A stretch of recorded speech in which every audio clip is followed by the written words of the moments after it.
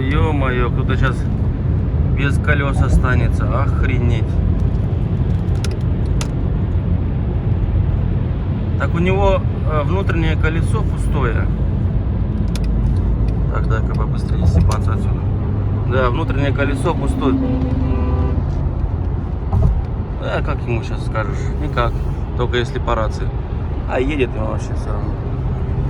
Блин, фигово. Всем доброе утро. Я уже под машиной. Вот начал трубу устанавливать. Вот так вот надо. И сюда засунуть. Сейчас все сделаю и покажу вам. Хомут купил вот. Правда, хотел помощнее купить, но не нашел. Но я думаю, что это тоже справится с задачей. Ну все, я там все установил. Все четко.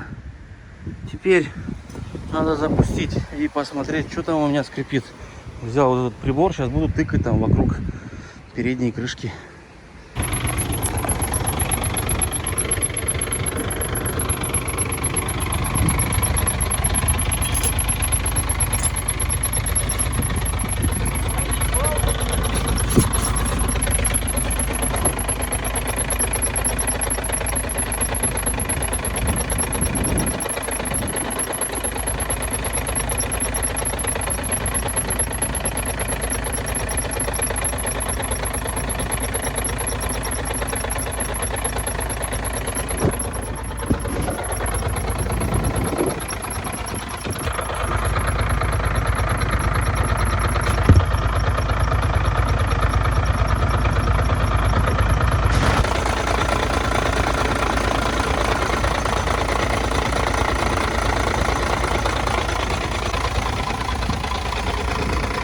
Пока я тут ходил, проверял, он исчез.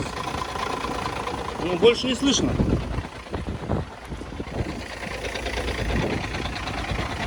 Перестал. Да. Непонятно, блин. Вообще непонятно. Вот.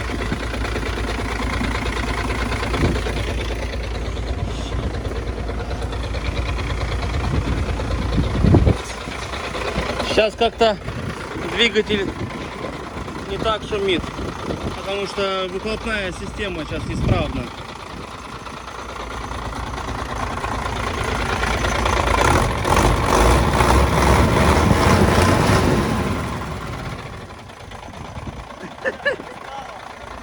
Перестала вы.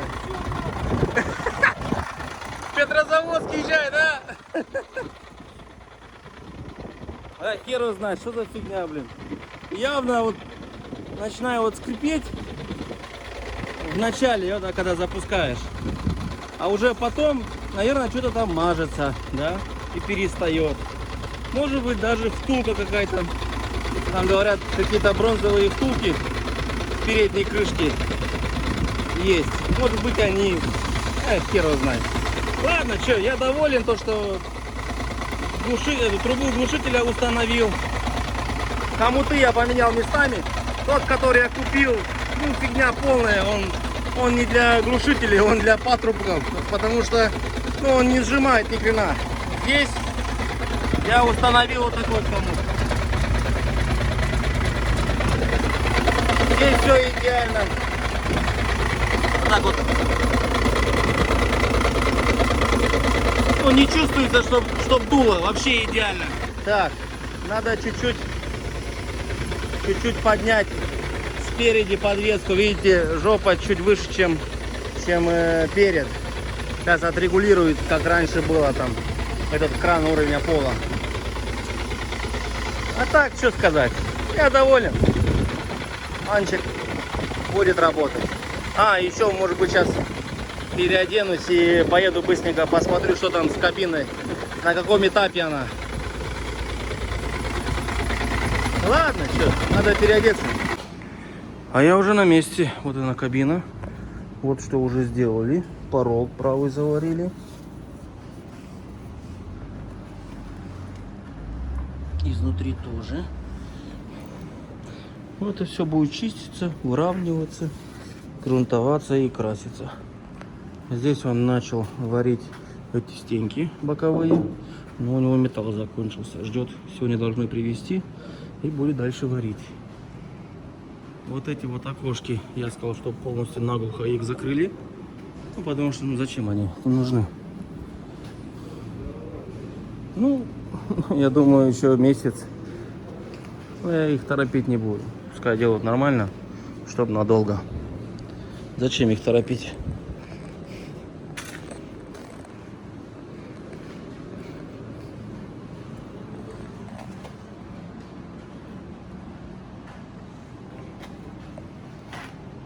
Это еще будет менять полностью. Здесь надо будет сделать отверстие.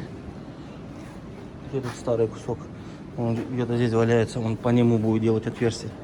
Здесь полностью все будет варить, а люк оставит, потому что, скорее всего, автономку буду сюда установить. Ну, посмотрим, может быть, под спальником там установлю. Так, ладно, что, все, увидел. Пока все нормально. Все, оставляю. А я уже приехал на погрузку. Вот, послушайте, никакого скрипа, ничего нету. Работает двигатель хорошо. Правда, немножко подстукивает, это компрессор. Ну, получается, на холодный он скрипит, на горячую не скрипит. На холодную, когда скрипит, я чуть-чуть сцепление нажимаю и перестает. Страшно, очень страшно. Мы не знаем, что это такое. Если бы мы знали, что это такое, мы не знаем, что это такое. Друзья, доброй ночи. А я уже вот заезжаю на территорию пятерочки. Время 23:45. У меня выгрузка ровно в 12 часов ночи. Вовремя я приехал. В этот раз без опоздания. Сейчас схожу, сдам документы и лягу спать, потому что что-то я устал. Не знаю, вот после всех этих ремонтов. Вот у меня такое, если, допустим, я часто катаюсь по дальникам, то прям у меня, ну, организм начинает привыкать к этим дальникам. И я могу там по 1000 с чем-то километров проехать и не устаю. А вот когда, допустим, часто по городу работаю или там вообще не работаю, как только вот сажусь, первый рейс тяжело приходится. А так, что сказать, блин, я доволен машиной. Правда, надо разобраться с этим звуком, что там скрипит у меня. Именно вот когда завожу на холодную, скрипит сильно. Как только температура, допустим, поднимается больше 60, перестает скрипеть. Вот что может быть, вот хер его знает, блин. Надо все-таки скрывать переднюю эту крышку, смотреть, что там с этими шестерными. Сейчас работает хорошо, вот. Нормально, в принципе, работает. И еще я же поменял подушку коробки. У меня теперь двигатель, получается, совсем по-другому работает. Раньше, допустим, я стоял в машине, двигатель работал. У меня аж зеркала вот так вот болтались, там вот кабина болталась. А сейчас двигатель вообще ровно работает, зеркала не болтаются, вообще прекрасно. И еще с кабины, ну, как будто двигатель по-другому работает. Это из-за того, что я установил новую трубу глушителя. Старая, как вы видели, я вам показал, то, что была такая в печальном состоянии. А сейчас новая, ну, выхлоп совсем по-другому слышно. То есть ровно, нормально, удачно я все поменял. Так, сейчас документы сдам и спать лягу. Ну, навряд ли сразу на ворота поставят. Ну, посмотрим, если поставят, нормально. Я как бы... Что, мешает? Нет? Сейчас. А время уже 6 утра. Сходил, забрал документы. И вот как он скрипит, когда двигатель холодный. Сейчас я проеду буквально километров 10 и перестанет скрипеть. Ну что-то он начал все сильнее и сильнее скрипеть. Да, блин. Все, я выехал с территории. Хочу вам еще раз показать, что чуть-чуть вот нажимаю сцепление, и этот скрип исчезает. Видите?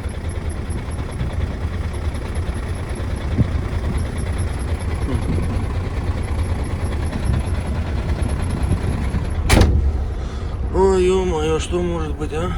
Надо скрывать переднюю крышку. Скорее всего, сегодня это и сделаю. Так, время сейчас уже 6:30. Где-то, надеюсь, в час. Я 1:30, где-то в 2 буду в Питере уже. Все, блин, холодно, автономка не работает. Ох, замерз.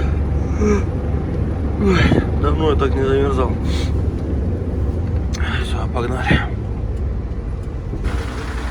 А я уже на Лукойле проехал где-то километров 25, и вот, пожалуйста, перестало. Все-таки, мне кажется, проблема в передней крышке.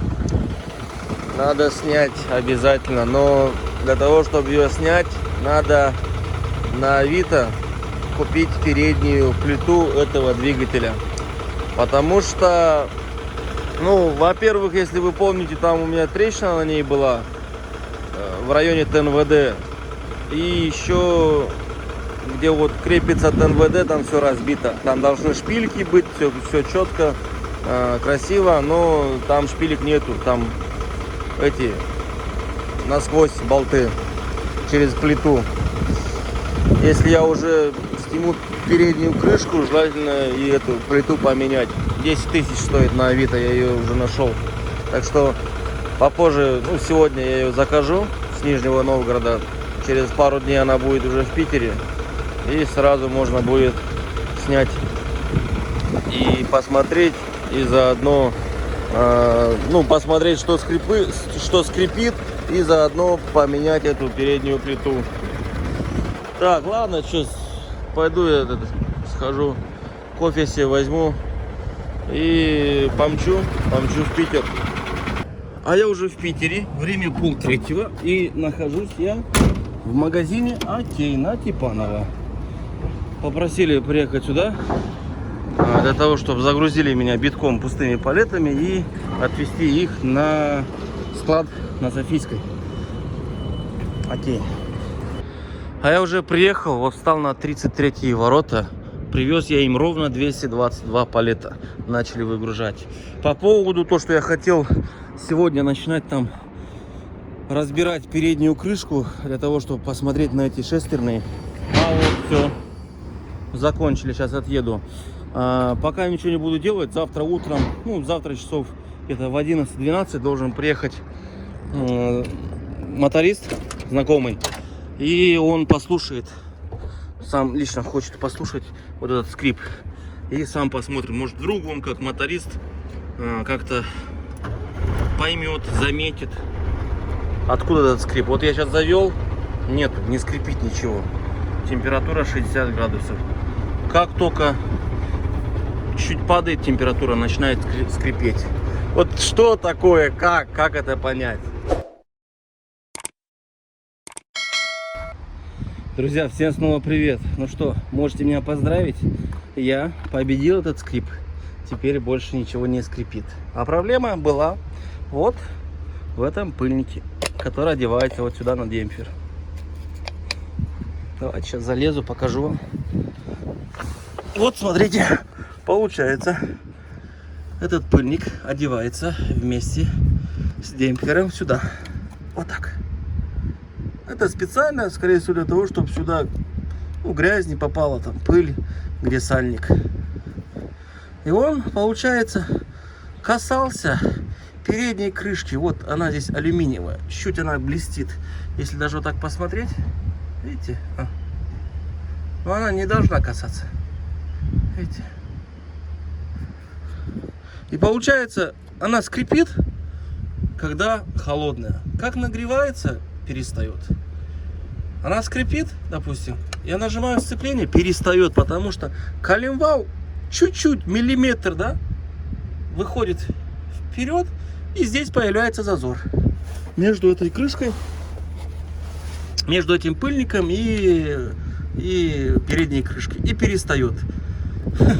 Ну, приехал Сергей, который мне ТНВД установил, помните? Он так залез, послушал, как двигатель работает, все. Говорит, блин, что-то связано с коленвалом. Вот, ну не может, ни компрессор, ничего. Ну почему когда ты нажимаешь сцепление, перестает. Тем более, я ему сказал то, что я же снял коробку, снял корзину, снял, ну все снял. Чисто двигатель работал, ремни сняты. И вот он говорит, как, не может быть. Он даже вот по поводу шлицерной, да, внутри сказал, ну навряд ли, как, ну, они должны были постоянно скрипеть, да, явно что-то вот, именно вот с коленвалом, он ходит вперед-назад, и как раз этот звук перестает. Тем более я ему сказал, что мы сняли поддон, посмотрели полукольца, посмотрели вкладыши, все там хорошо. Он такой, ну, попробую снять, там, говорит, пыльник должен быть. Возможно, этот пыльник касается передней крышки. Может быть. Но он еще сказал, что ну, навряд ли, потому что этот пыльник, получается, он пластиковый. А там, ну, крышка алюминиевая. Говорит, ну, может быть. Говорит, попробуй. Я залез, снял его. Он так посмотрел, он говорит, ну, видишь следы? Она, ну, касается, он не должен касаться. Говорит, ну, установи его без этого пыльника. Я установил на 2 болта, завел. Звук перестал, исчез просто, исчез. И теперь он сказал так, что его как бы некоторые не ставят обратно, но ты возьми, сделай его чуть-чуть тоньше, болгаркой или там ножиком, там, не знаю, чем-нибудь, чтобы он глубже сел.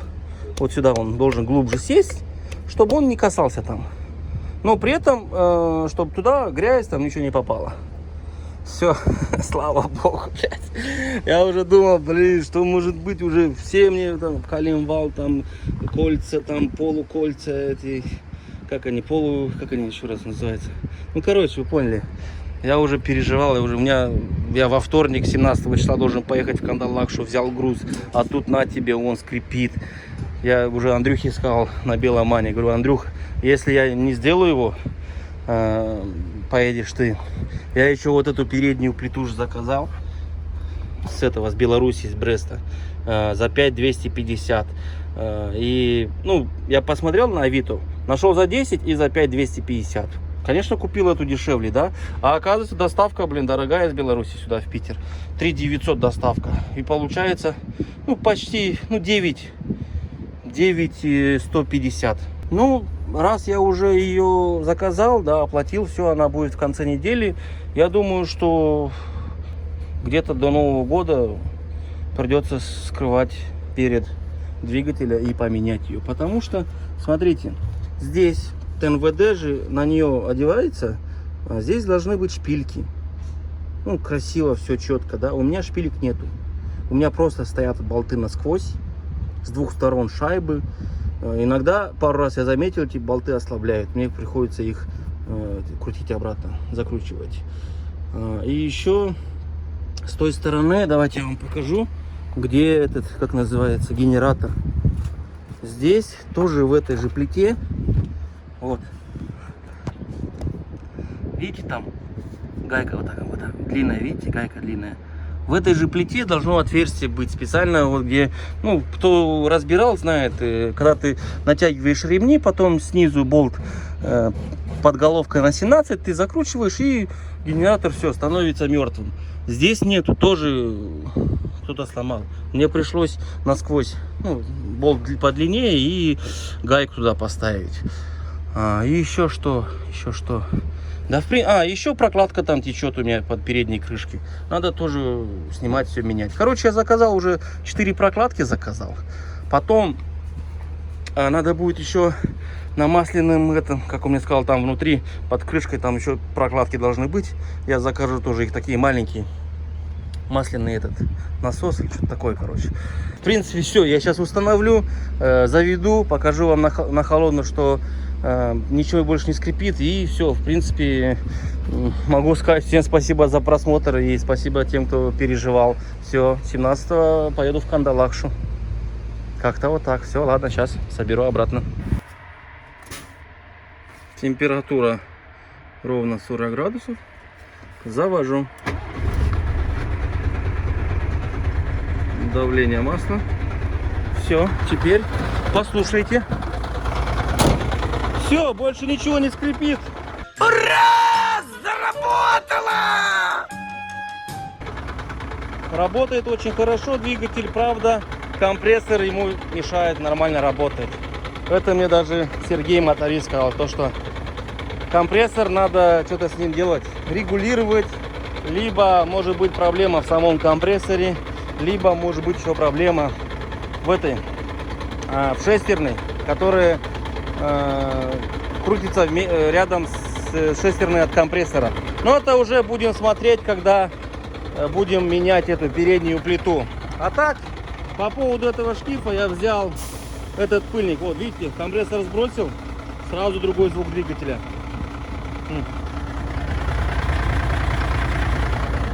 Этот пыльник на шкиф я взял, немножко его так ножиком почистил, он глубже сел. Я взял шкиф, почистил, установил его, болты закрутил, накинул ремни и все, вот завел. Смотри, как работает. Ай, молодец, мальчик. Это его сглазил, скорее всего, те, которые пишут в комментариях, что это все дрова, это металлолом. Ребята, не завидуйте, просто не завидуйте. Занимайтесь своими делами, занимайтесь любимым делом. Я вот занимаюсь, там что-то где-то вам показываю, да. Может быть, у кого-то такая же проблема, тоже он не знал, в чем проблема. И посмотрит на мои ролики и увидит, ага, дай-ка я туда посмотрю. О, все, помогло. Спасибо, Макаров, за видео. А так, я очень доволен. То, что вот снял коробку, то, что приехал Саня моторист, посмотрел полукольца, посмотрел вкладыши, там все в порядке. Коробку я снял, получается, венец на маховике поменял прокладку одну, задний сальник, поменял выжимной, поменял еще, получается, этот наконечник поменял. Потом новую прокладку поддона установил. И получается, сейчас надо будет поменять переднюю плиту. Это делается, я думаю, за день, максимум за 2. И в принципе после этого больше ничего не надо именно сделать двигателю, там, коробки. После этого останется только поменять кабину, подножки, крылья, и все. А уже летом надо будет отпескоструить раму, покрасить ее, установить, ну, ступицы, конечно, тоже отпескоструить и хорошо покрасить. Спереди алюминиевые диски надо поставить. Сзади, скорее всего, оставлю железные, но одену какие-нибудь колпаки из нержавейки. И будет очень красиво смотреться. С лопатой надо позаниматься. Надо будет установить эти отбойники из алюминия, боковые, с двух сторон. И все. И все. И цены не будет у этого грузовика. Просто тупо не будет, как сейчас вот этот. Я его сделал, довел до ума. Человек сел, работает каждый день. Слава Богу. Все, ладно. Давайте я заглушу. Опа. Во вторник, 17 числа, повезу окна в Кандалакшу. Так, секундочку, кто-то мне звонит. Заколебали эти банки, блин, даже в выходной день не дают покоя. Так, закрываю, массу выключаю. Это должен человек приехать забрать. И они пустые. Привезет мне их полными. Так, все, в принципе, можно домой поехать, да? Опа. Слушайте, знаете, что я думаю? Может быть, кто-то на Новый год станет обладателем этого Мерседеса? Как вам идея? Сделать розыгрыш. Ну, где-то 25 декабря. Мерс тоже хороший, блин. Когда я его купил, многие мне говорили, да все, хана коробки, там она тебе быстро сломается, там другое, то все. Вот за все время уже Ну, в январе будет год, как он у меня. Я один раз масло поменял, фильтра. И что я еще поменял? Прокладку одну, не, кольцо такое резиновое поменял на турбине. Ну, где вот это подает масло в турбине. И сейчас у меня с АБСом проблемы. Был на этот, ну, там смотрели ошибки и показало то, что правый датчик, проблема в нем. Я купил, поменял и не поменялось. Ну, проблема не исчезла. Надо будет уже, ну вот скорее, точно. Во вторник я в Кандалакшу поеду. Я, в принципе, могу Мерса оставить в сервис. Пускай они там посмотрят нормально, снимут эту ступицу, посмотрят на это кольцо АБС. Как раз я в рейсе буду. Они сделают. И масло мне тоже поменяют. Пора уже менять масло. И как раз я приеду с этого, с Кандалакши. И Мерс будет отремонтирован. Сразу заберу его. Блин, так и сделаю. Идея хорошая. Все, в принципе, точно, это. Пишите в комментарии, как вам идея взять и сделать розыгрыш этого Мерседеса. 1000 рублей билет. Каждый человек сможет купить не больше 3 билетов. Также будет лотерея. Не будет никакой компьютерной программы. И также соберемся, желающие, пускай придут, посмотрят, как все это делается. И кто-то заберет его. Офигеть. Разве можно выиграть за 1000 рублей такой Мерседес? Я думаю, что да. Так что пишите в комментарии. Все, друзья, давайте. Все, всем спасибо за просмотр. Я поехал домой отдыхать, набраться сил, потому что в понедельник я буду работать по городу, а вот уже во вторник после обеда буду грузиться окнами на Кандалакши. И еще надо будет заехать через Петрозаводск, догруз загрузить. Ну, все, надо включить, надо ремень поставить. Все, всем спасибо за просмотр, спасибо всем, кто вот переживал по поводу мана, что за звук, что скрипит там. Все нормально, я победил, слава богу. Я очень вообще счастливый сейчас, вот, доволен. Просто не можешь себе представить, когда ты вот просто тупо стоишь и не понимаешь, в чем дело. Пришел первый моторист, Саша, да, он не понял, что. Саша, он сказал то, что мне надо вживую его услышать, этот звук, что может быть. Ну, он тогда был поддон снять, все было снято, он не смог услышать.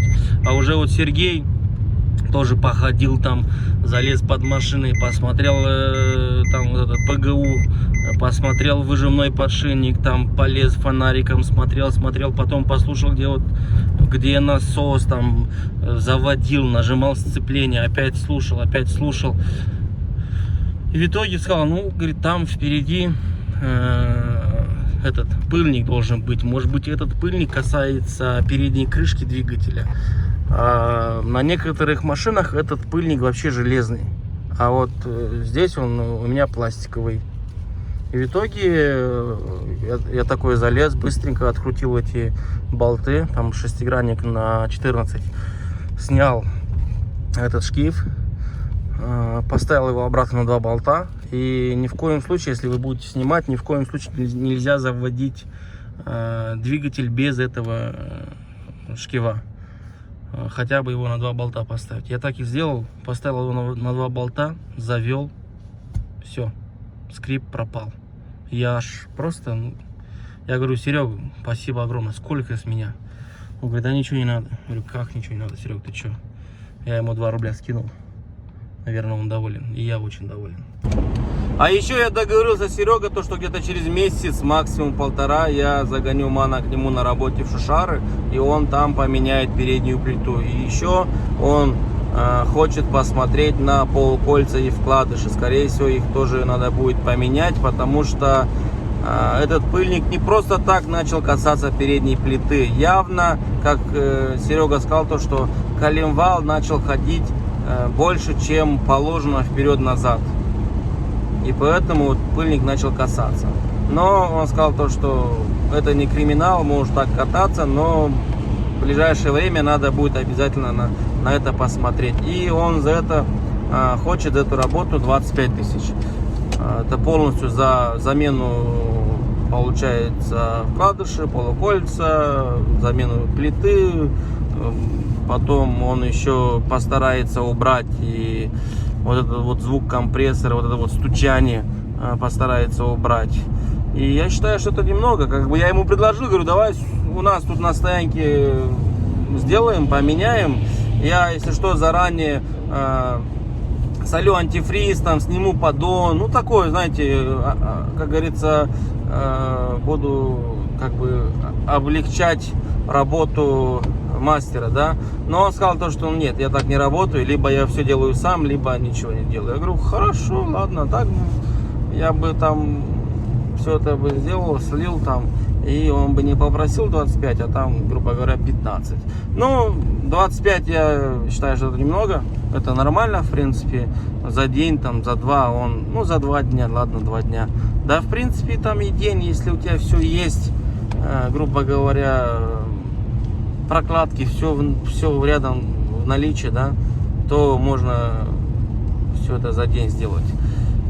И так и сделаю. Сейчас просто я залил свежее масло. Проеду я 1010, максимум 15, и сразу же загоню мана к нему. Как раз будем заливать новое масло после замены там вкладышей всего этого. И еще щетки делаю. И еще я снял автономку, не стал снимать. Сейчас я еду, хочу отвезти ее к Валере на Заставской улице. Может быть, кто-то его из вас знает. Он ремонтирует автономки. Его сейчас там нету, уже слишком поздно. И оставлю ее там на охране. Он утром заберет, посмотрит, что с ней. Потому что она перестала работать, автономка. Он мне ее сделает, потому что я поеду в Кандалакше, буду 3 ночи ночевать в машине. Без автономки никак. Ты что, я замерзну. Я не хочу мерзнуть. Так что автономка нужна. Так, ладно, что, еду тогда оставлять автономку там на охране у Валера на стоянке. Так, охранник на обходе территории. Надо будет подождать. А, вот они идут. 2 человека. Может, эти и есть охранники. Вот она автономка. Планар 3 киловатта. Что-то перестала работать. А вот там, вот видите, белый вагончик. Там Валера. Он ремонтирует автономки. Он с утра заберет ее в охрану и посмотрит, что с ней, что надо сделать. Все сделает, как только будет готово. А вы охранника не видел? Не. Да. Может позвонить по этому телефону. Ну, в общем, Валера посмотрит, короче. Сделает и мне позвонит. Ладно бы, если я бы знал, что с ней. У нее пульт такой большой. И на пульте, грубо говоря, если, допустим, начинает пульт моргать, надо посчитать, сколько раз моргает. И можно посмотреть ошибки, да. И сразу понимаешь, в чем проблема. А сейчас вообще ничего не моргает, просто включается, медленно работает, очень-очень медленно. Этот моторчик работает, и все. Не дует, ни хрена, блин. Ну, Валера посмотрит. А так, эту автономку я сейчас поставлю в эту кабину, а уже когда буду ту кабину собирать, туда я хочу поставить либо Webasto, либо какую-нибудь китайскую. Вот у меня много знакомых, кто катаются ездят с китайскими автономками.